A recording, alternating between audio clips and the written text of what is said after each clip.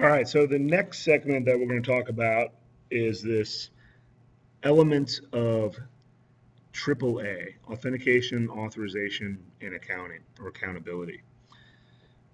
So there's some things that we need to make sure that everybody understands here when we get into talking about security and risk management, specifically that while people are on our network, we want to make sure we're watching them. And by having the five elements of the AAA here, uh, we can enforce that.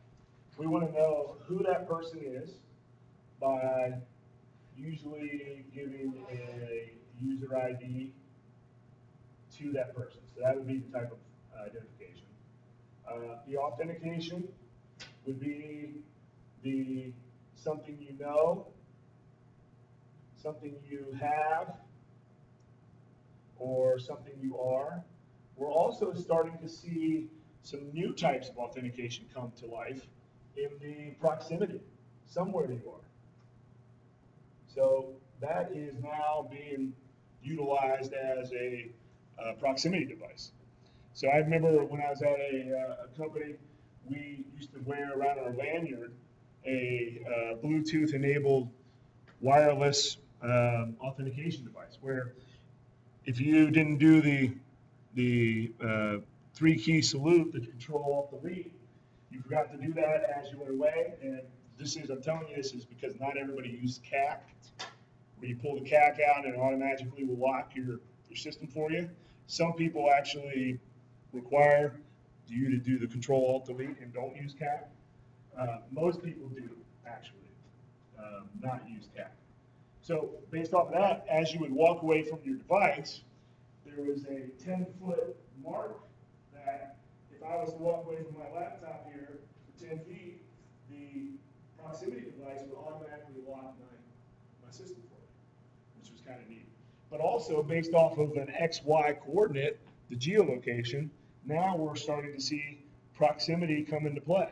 That if this person is not at a certain location, they can't access something on our system. So we can authenticate people based off of these types of factors right here. Any two of these,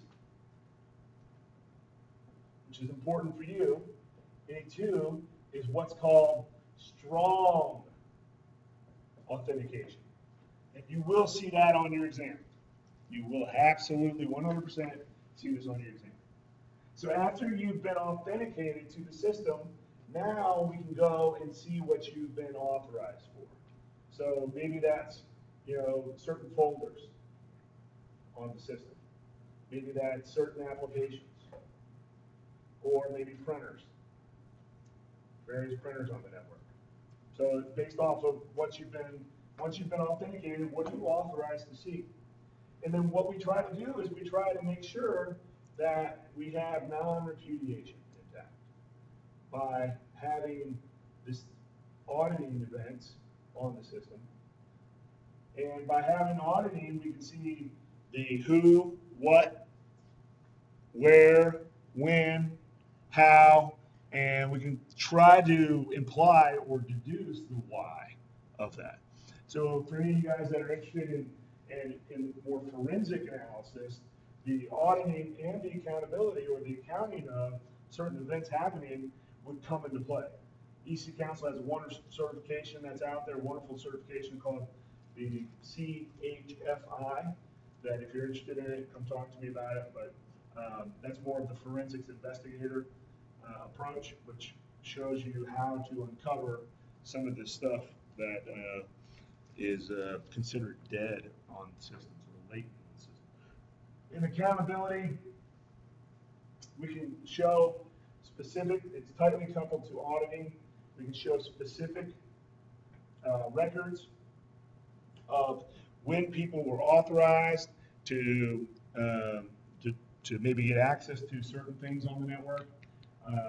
It's just basically the paper trail that can be produced when questioned.